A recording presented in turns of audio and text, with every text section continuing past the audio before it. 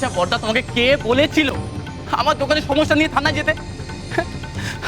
আমি তো কিছুই বুঝতে পারছি না বড়দা। আচ্ছা তোমার কি উচিত ছিল না একবার আমাকে জিজ্ঞেস করে যাওয়া? এটা তো আমার দোকান, কেন আমার থেকে গোপন করলে? দেবল, এসব তুই কি বলছিসটা কি? তুই তো দোকান খোলাতে চাস না। তো উশুসি তো আইনের সাহায্য নিয়ে তো দোকানটা খুলিয়ে দেবে, আর ওই সাক্ষর সিংহের কাছ থেকে মালটাও ফিরিয়ে আনবে। আসলে তোকে কিছু জানাতে উশুসি চাইছিল না। তো দোকানটা খুলে গেলে আর ওই মেশিনগুলো চলে এলে তোকে আমরা একেবারে জানাতাম, তাই আগে থেকে তোকে কিছু জানাইনি।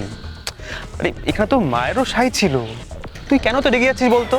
তাই না তাই, আমি তো বলেছিলাম যে নিশীথকেই আমি বলেছিলাম থানায় যেতে, তাহলে একেবারে সুখবরটা তোকে জানাতে বলেছিল। কেমন করছিস, কি পাগল হয়ে গেলি নাকি? ধুর, হ্যাঁ তোমরাও না, তোমরা কেন বুঝতে পারছো না? আমার এসব কিচ্ছু চাই না।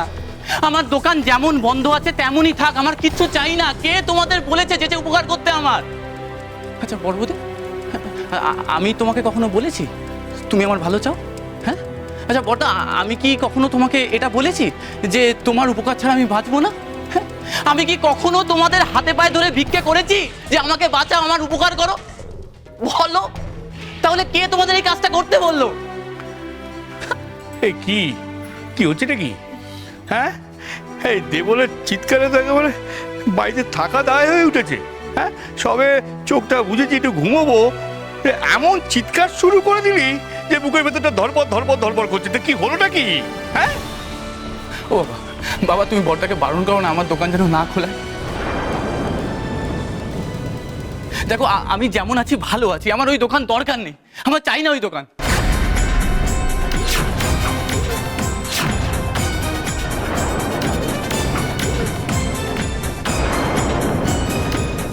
কি বলছিস কি তুই? হ্যাঁ, তুই নিজেই দোকান খুলতে চাইছিস না, সেটা আবার বড় মুখ করে বলছিস। আমি তো তোমাকে বলছি ওই দোকান আমার চাই না, চাই না, চাই না। তোমাদের কাজে এই কথাটা ঢুকছে না? অনিশিদের মা, তোমার ছোট ছেলে কি বলছে? হ্যাঁ, দোকানই খুলতে চায় না। ওর কি মাথা টাথা খারাপ হয়ে গেছে নাকি? কে জানে, মাথা খারাপই হয়েছে মনে হচ্ছে। নাহলে যে ডালে বসে আছে সে ডাল কাটার কথা কেউ ভাবে? তাতে আমি অবাক হইনি। এর আগেও তোমার ছেলে ওই যে ডালে বসে আছে পাগলামো করে সে ডাল কাটার কথা ভেবেছে। তা এখনো কি চায় বলো দেখি, কি চায় ও? ও কি চায় ওই জানে, আমাকে সুদিন আমার মাথা কাজ করছে না মোটে। এই রে বল, কি সব বলছিস? মার খাবি নাকি তুই? পাগলের প্রলাপ বলে যাচ্ছিস। আরে তুই যদি গাছ বাজ না করে বউ বাচ্চাকে খাওয়াবে কি করে? দোকান বন্ধ আছে তো তোর। আর লোকটা যদি তোর ফটোকপি মেশিনটা ফেরত দিয়ে দেয় তো ভালোই হবে তো। বড়টা সেই জন্যই থানায় গেছে, তো রেগে আবার কি আছে এতে? হ্যাঁ সেই তো, উশুসি তো সেটাই করবে। আর এখন দেখ দেবল কি বলছে। না না বড় বৌদি, না, আমার দোকানে বড় বৌদি কিছুতেই ঢুকবে না, কিছুতেই না।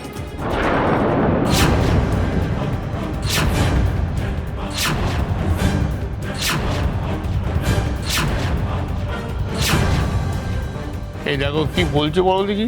একবার বলছে নিজেই দোকান খুলতে চায় না, আর একটা বলছে ওই দোকানে বড় বৌদিকে ঢুকতে দেবে না। আরে যা বলছিস পরিষ্কার করে খোলসা করে বল, তোর কথা শুনে তো আমার মাথা ঝিমঝিম করছে। মাথা তো আমারও ঝিমঝিম করছে বাবা। দেওয়ালের কেসটা তো আমি কিছুই ধরতে পারছি না, একেই বলে পুরো ঘোটালা কেস। আমি জানি দেবল তুমি কেন ভয় পাচ্ছ। ও কেলো, তার মানে তুমিও জানো? হ্যাঁ, দেওয়ালের দোকানে ঘাপলা আছে। হাজব্যান্ড ওয়াইফ মিলে দুজনে একসাথে কেস করেছো না? কি ঘাপলা বলো তো? আমি বুঝতে পারছি দেবল চাইছে না বদ্দি দোকানে যাক। ওই যে বলে না, কেঁচো খুঁজতে কেউটা বেরিয়ে আসবে।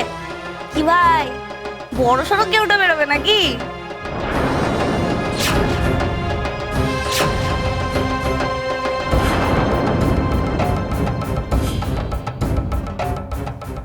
তোমার আশা পূর্ণ হবে না কাকুলি, কারণ দেবলের দোকান থেকে কিছুই বের হবে না।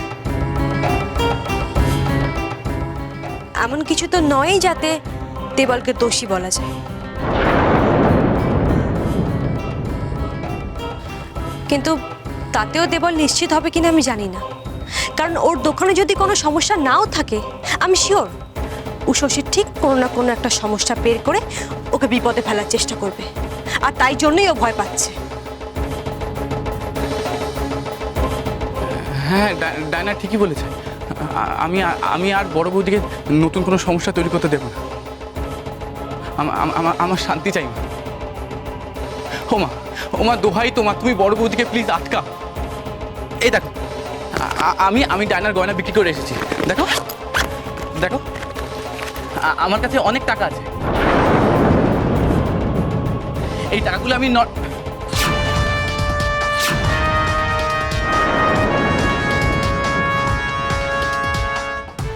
ওই লোকটার মুখে ছুঁয়ে দিচ্ছি, যাতে ও আমার জিনিসগুলো ফেরত দেয় আর আমি আমার দোকানটা খুলতে পারি। তোমাদের কারো সাহায্য আমার দরকার নেই। আমার জন্য আমার বউই যথেষ্ট। তোমরা কেউ আমাকে সাহায্য করতে এসো না প্লিজ।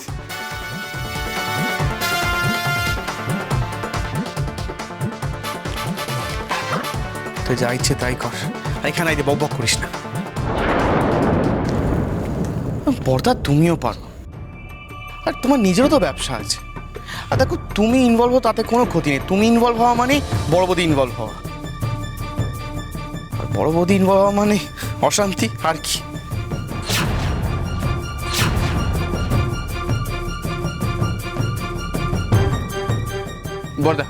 বড়দা তুমি ওই পুলিশে এক্ষুনি চলে যেতে বলো। আমার দোকানের সমস্যা মিটে গেছে। তুমি ওদেরকে বলো সব সমস্যার সমাধান হয়ে গেছে। তুমি ডায়েরিটা এক্ষুনি ডিসমিস করে দাও। আমি এই যে টাকাগুলো এনেছি, আমি এগুলো দিয়ে যাচ্ছি। 1 মিনিট।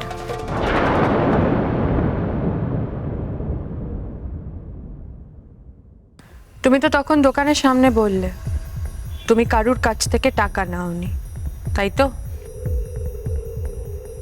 নেয়নি তো শশী, ও কারোর কাছ থেকে কোনো টাকা নেয়নি। ওকে অন্যায়ভাবে ফাঁসানো হচ্ছে।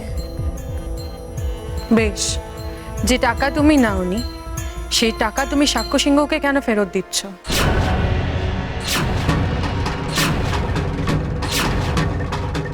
তাও আবার নিজের বউয়ের গয়না বিক্রি করে। তা না তাই, তুই এত বড় মুখ করে বললি তুই টাকা ধার নিস নি, তুই সেটা ফেরত দেওয়ার জন্য উঠে পড়ে লাগলি যে বড়। হ্যাঁ তাই তো। কি করছিস বল দেখি? হ্যাঁ, এই তোর কথাবার্তা না গোলমেলে লাগছে বলে দিলুম। কোনো বড় গোলমাল বাঁধিয়ে বসিস নি তো? হ্যাঁ, এখনো বল, দাদারা মিলে সামনে নেবে। কিরে? সন্ধে বল, আমি তোর বর্দা হয়ে বলছি, বউয়ের গয়না বিক্রি করে কারোর অন্যায়কে প্রশ্রয় দিস না এভাবে। তার থেকে বরং আইনকে আইনের কাজটা করতে দে, দেখবি ওরাই সব সমস্যার সমাধান করে দেবে।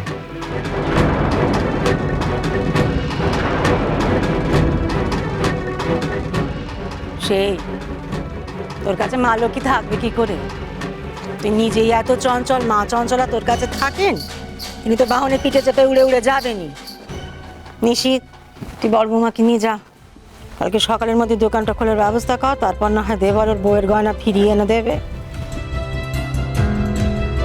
হ্যাঁ বলো মা, ওই রান্না বান্না তোমার মাই শেষ করবে। তুমি যাও তো, গিয়ে দেখো তো কি হলো। এইসব ব্যাপারে তো তুমিই ভরসা মা। হ্যাঁ বাবা, আমি যাচ্ছি।